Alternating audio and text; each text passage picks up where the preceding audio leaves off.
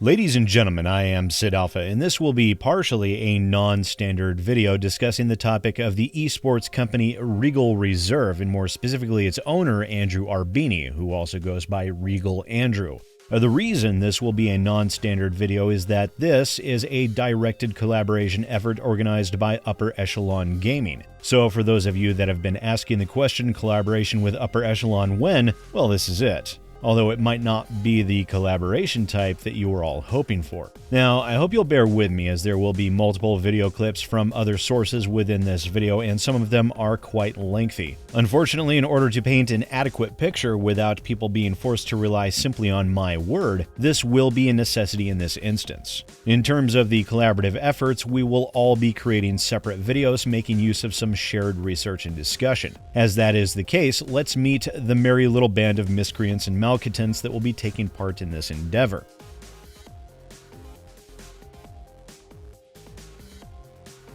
The first player we have to talk about is me, obviously. Hello there.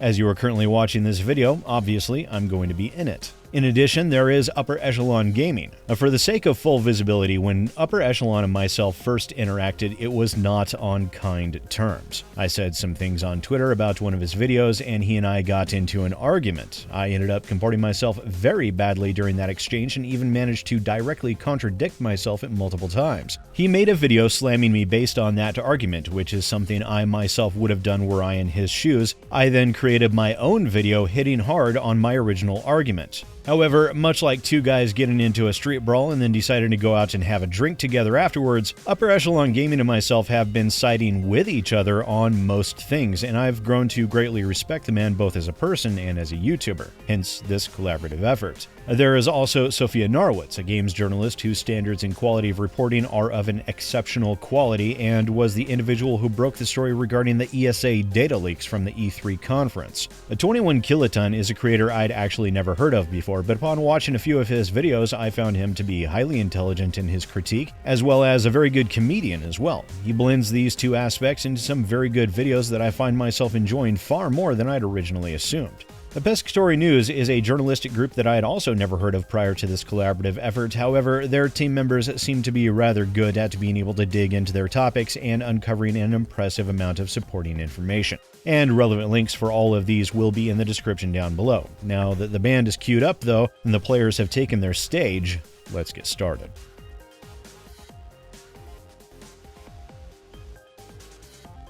Regal Reserve has an interesting and inconsistent history, to say the very least. The esports company itself still maintains two different websites, the regalreserve.net and regal.gg. It is worth noting that neither of these websites appear to be fully legitimate. The first website, the regalreserve.net, has been admitted by Andrew Arbini to having not been updated in over a year, and as a result, the entire roster listed on that website is completely invalid, and even though it is the top search result for the Regal Reserve team. Upon review, the only members listed that are still with Regal Reserve are Andrew himself and one Gears of War esports player, Striker. The second website is no better, although this does feed in a bit more to Andrew Arbini's mindset. Regal.gg does have a fully functional store where one might purchase some Regal swag. However, it is an incomplete website where if you scroll down just a bit, you'll see that the recent news segment on the site is the default sample posting from the theme's designer. And I point this out because this speaks very much towards the faux aura of professionalism that Andrew Arbini attempts to project. However, to my mind, Andrew Arbini is little more than a 22-year-old con artist, and the reasons why I say that will be explained throughout the rest of this video. So let's start with how a con man engages in manipulation tactics.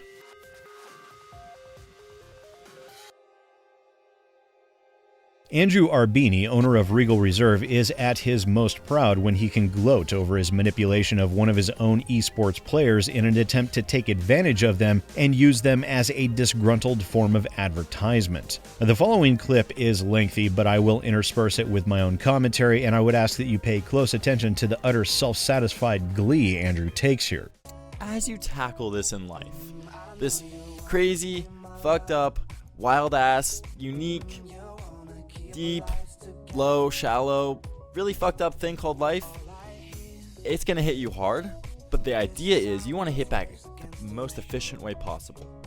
So let me give you a perfect example. And this is going to kind of mindfuck you guys a little bit. So work with me here. Think about this. Just let it resonate in your brain. So I own a gaming team called Regal. And rather than accepting hate, I initially tell people, look, don't seek out drama. It's immature. It's definitely like, don't be like the high school relationship. No one wants that, right? We're all old enough as adults. Here's the part that's going to mindfuck you. How to incite drama and incite the world around you to better influence you while making it look like other people are gaining the most. Here's how. So with Regal, we had a pro Fortnite player, right? Good, really cracked out kid, but he seemed to be very problematic. And so one of my rules in Regal was telling him, hey, like from the beginning, no drama and no hitting on the members. Two big no-nos, right? You hit on the members, you're out. Like, you're done. That's it. We're all here to grind our goals. Number two, no drama. We're all adults here, or we're becoming adults soon. Leave that shit at school, right? Like, leave that over there. Okay, so what does he do? Goes off, hits on a couple members. Dude, what did I fucking tell you? You get one warning and you're out. Stop hitting on the members now. Okay, what does he do? Hits on the member again, right in front of me, because he thinks it's a joke. Goes off, incites some more drama, does his own thing. Okay. Thank you, SidAlpha. Welcome to the stream. Thank you so much for the follow, dude. So, what does he do? He goes off, does that same thing again. Okay. Now, what do? Do I A, kick him? Or do I B, incite a reaction out of him that's going to benefit me and benefit Regal for the best? Now, right here, Andrew is already not thinking like a business owner. Andrew states, incite a reaction that will benefit me and benefit Regal the best. But as you will be able to see from the rest of the clip and throughout the rest of the video, Andrew has no concept of what would benefit Regal and focuses exclusively on what will benefit Andrew's own wallet to the exclusion of any and all other considerations. Well, let's continue. So this is kind of playing in terms of psychology, what I'm about to present to you guys, and how I accomplished this. I had known, A, Regal was going to get a Fortnite house. This is going to be something huge for us. And studying kind of the Donald Trump campaign, whether or not you like him or not, doesn't matter. It's irrelevant to this. He is able to incite reactions out of human beings in order for his benefit and his growth and his message to stay sort of central, right? Like, he ran the fucking media. Like, he was always a story, drama or not. And so I said, why not do the same? Why not do the same in this case? You know? So now what I tell my members is, hey, you guys gotta, my Regal members, you gotta redo these situations. Don't seek out drama that's gonna tear you down, but instead seek out drama that looks like it's gonna tear you down, but it's not. So what I did in this case, the mindfuck thing is, this is what I did. I told this kid, hey man, like, we're getting this Fortnite house. I overhyped it. Like, it's gonna be awesome. Then the next day, I kicked him. Because he violated his contract, he'd gone against my rules, right? He didn't show up for certain tournaments. He, did some negative things, and because of that, I already knew in my head. And I told him, hey, like, we're getting this Fortnite house, it's gonna be fucking awesome, but keep it on the DL. That was the most important thing. Keep it on the down low. If you don't keep this on the down low, like, you're gonna ruin all of our plans, right? So in this, instead of working on corrective actions and corrective behavior to retain an esports player that would result in a net positive for Regal Reserve as an esports team and as a company, Andrew instead decides to engage in directed manipulation tactics in order to use a player that he had no intention of keeping as a marketing tool for what would equate to yet another con that will be explained later in this video. Made it seem like such a huge issue. I already knew he was going to go and tell people about it. I already knew he was going to tell everybody about it. Great. And he's going to do so in a negative way, which is exactly what I wanted. Because for me and Regal, there'd been no press release about it. There'd been no announcement, no talk about a Fortnite house. So from his point of view, he'd be like, oh, Regal's absolutely terrible. They're shit, right? They have no idea what they're doing. They say they're getting a Fortnite house, but they don't actually have one, blah, blah, blah. So what happened? People started to hate on me. They came back at me. Andrew, why the fuck would you kick this kid? He was your only shot at success. Now you have no idea what you're doing. You're an absolute crazy org owner.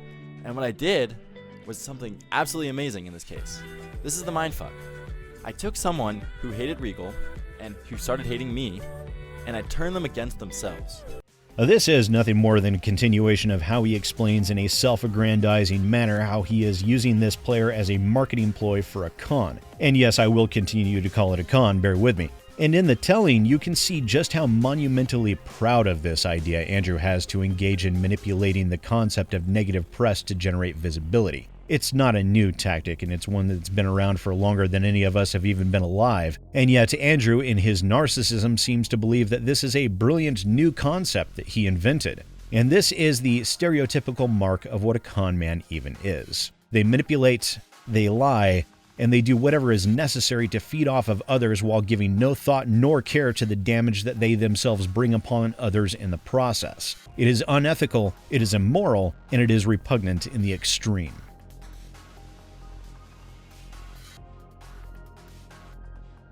In the previous segment, we showed how Andrew manipulated a player on his team based upon that player's hitting on female members. However, it would seem that Andrew himself may well be guilty of the very same. Now, much of this has been discussed with Upper Echelon Gaming, and the vast majority of that information was disclosed to Upper Echelon under the request for anonymity and staying off of record. So I do not have visual information that I can provide to you here. However, what information that was provided lent credence to the assertion that Andrew himself has no qualms engaging in the exact same behavior that he prohibited his players from engaging in. The only Twitter DM that I'm allowed to show is, unfortunately, while not hearsay, is still a third-party accounting, but it does hint at Andrew's alleged impropriety. In addition, there was this accounting from Twitch TV's Dire Tax, and my apologies due to the poor sound quality contained within the clip. I will be transcribing what he said for the first segment of the video and read it out for you all, and I will of course post a link to the clip down in the description. The Dire Tax says, I had gotten picked up randomly by the former sniping lead, unintelligible. He saw that I was good, so I sent him some clips. He picked me up. Sent him some shit, and I had run it by Andrew about an RC. Unintelligible. Whenever I ran the RC by Andrew, he shot me down real quick. We ain't gonna do that, that's a dumbass idea.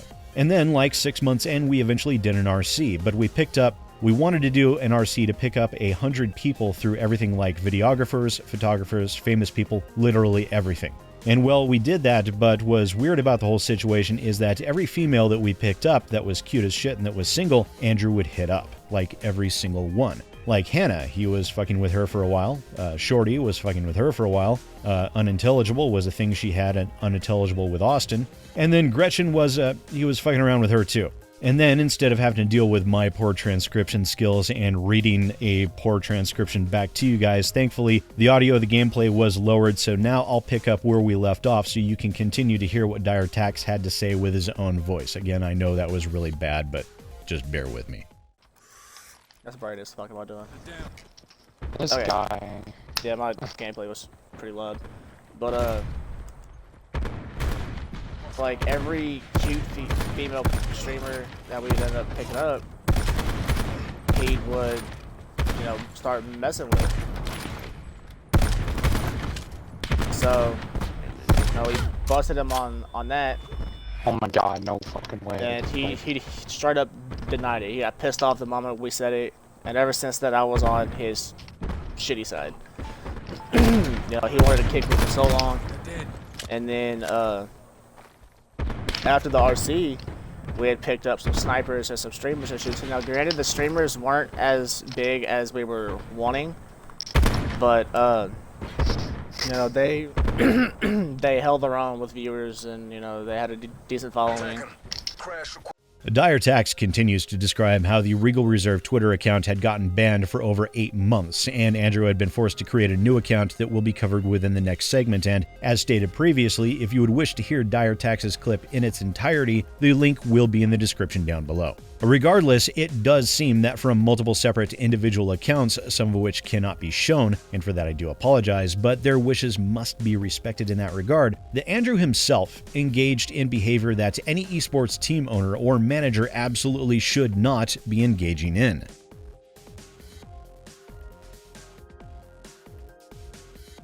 In terms of the Twitter nonsense that has continued on for as far back as Andrew has had control of Regal Reserve, the amount of information is a bit of a giant pile of waste to sift through. Once upon a time, the official Regal Reserve LLC account was in existence. However, by all accounts, it appears that an individual identified as Jay Daly, a former owner of Regal Reserve, engaged in botting with the LLC Twitter account, causing it to get banned. Then at some point in time, the current Twitter account, the Regal Reserve, surfaced already containing a large number of followers. The reason for this is that the account now owned by Andrew Arbini was hacked and stolen, or was at one time an account belonging to a hacker. We see evidence of this on the Regal Reserve Twitter account from all the way back in March of 2013, where from retweets of a post from an individual who goes by Derek Monasterio, which leads to an account that has not posted on Twitter since 2016 and yet retains over 340,000 followers. This account points to another account that was Derek Monasterio's original Twitter account that states old Twitter username of Mr. Derek Monasterio that was retrieved from the hacker at the Regal Reserve. Follow Derek on his new account, which that account then leads to Derek Monasterio's current and very active account with a little over 22,000 followers. And oh, I suppose he's an actor and a musician. Good for him. So Andrew is now operating off of a hacked Twitter account in order to artificially inflate what would otherwise be a likely rather anemic follower base that, judging from the number of likes and retweets he gets, is probably closer in size to my own Twitter following. And with this illegitimately obtained Twitter account and on his own personal account, Andrew has done his best to continue artificially inflating his social media growth through the use of nearly daily quote-unquote giveaway contests that range from $1 to $1,000 in size. Those contests require any wishing to participate to be following both the Regal Reserve account, or Andrew's personal account, whichever one the contest is being advertised on, and the account of another seemingly random individual. The reason for the follow for the other individual is that, as with literally everything Andrew does, it is nothing more than a scheme.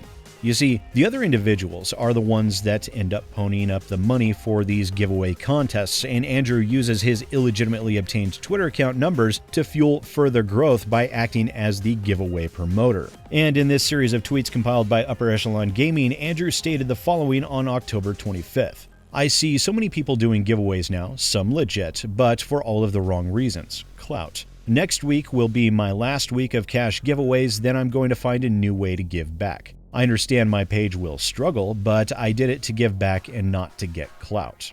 Which, of course, is followed up with a giveaway merely 1 week later on November 1st, then another on November 12th, then on November 13th, followed by 3 on December 7th. And all through the course of December, Andrew has engaged in numerous giveaways, some his own, but many were funded by others. Now, this is a common tactic that we see lately where individuals will engage in this behavior in order to artificially grow their social media following in order to make themselves appear more enticing for industry brands and sponsorship deals. And once again, Andrew Arbini is engaging in a con, working people to pony up money for giveaways so that he can piggyback off of them in order to secure money from industry brands that he has neither earned nor deserves. And this leads into the next con, the mansion.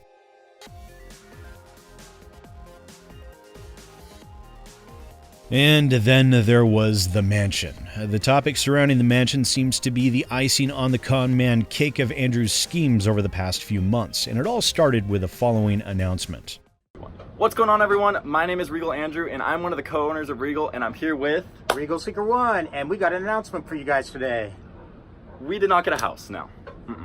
Nope, not today. We, in fact, went the Regal route and got a mansion. And that mansion is going to be turned into a stream house / content house. It's going to be a place for our members to go, to interact with each other and live there.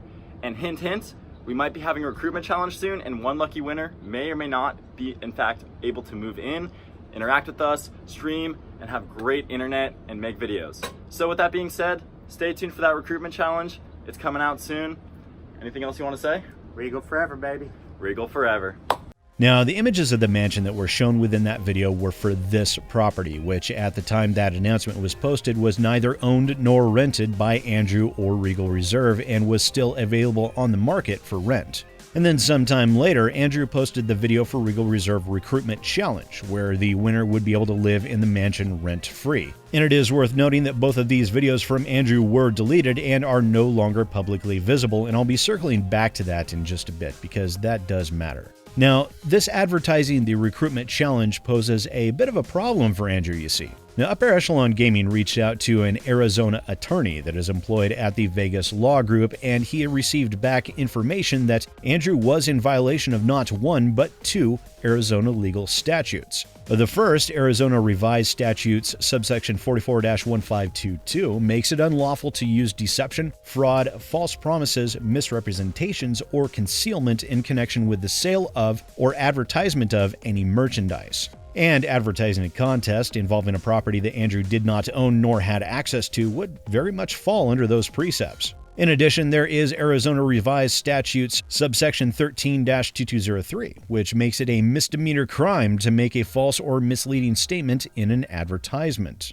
In addition to that, while Andrew had no access to the house and it was not being rented by him, he was still posting on Twitter looking for roommates to help cover the rent. On October 27th, Andrew stated that he was looking for 1 to 2 more people able to pay $600 to $1,000 per month. And again on November 8th, Andrew was responding to people with the following: $500 per month to live there in a shared room, or $1,000 per month to live in the house in a private room. So, by all appearances, Andrew is attempting to get other people to pay for the rent of the house while he pays little to nothing. Now, Upper Echelon Gaming has already posted 2 videos discussing this topic already, and now here we are right down to the wire, and Andrew DMs Upper Echelon that they got the content house, tosses a smug little insult his way, and then reinstates his block. And when we look at the property on Zillow now, it is indeed no longer for rent. Although I was made aware that Andrew recently posted that he was moving and going into an apartment, so whether or not it was actually Andrew renting the house or not still remains to be seen. We'll be following up on that later this week, probably. And also, it seems entirely possible here that Andrew is up to his same old tricks that we discussed earlier on in this video. How to incite drama and incite the world around you to better influence you while making it look like other people are gaining the most. You guys gotta, my Regal members, you gotta redo these situations. Don't seek out drama that's gonna tear you down, but instead seek out drama that looks like it's gonna tear you down. But I took someone who hated Regal and who started hating me, and I turned them against themselves. So instead of just accepting the hate and being like, wow, I'm a shit person, no. All of a sudden people are talking about me. They're talking about my brand. They're talking about something that I haven't even done yet. And then all of a sudden, as soon as the hate got to a place of enough, right, where people were talking about it, bam, drop that announcement right then and there. That way, the world had all of a sudden turned around on him.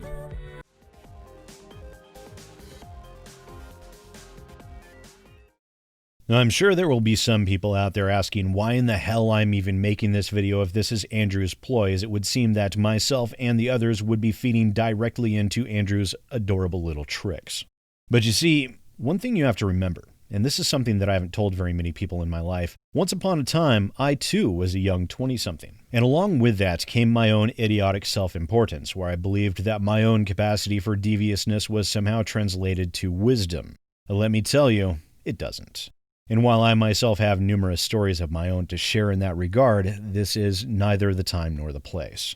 Andrew's little tricks might work on the Twitch streamers he seduced either financially or otherwise. It might work on esports players, and it might work on the majority of his follower base. But you see, industry brands care about one thing and one thing only: making money.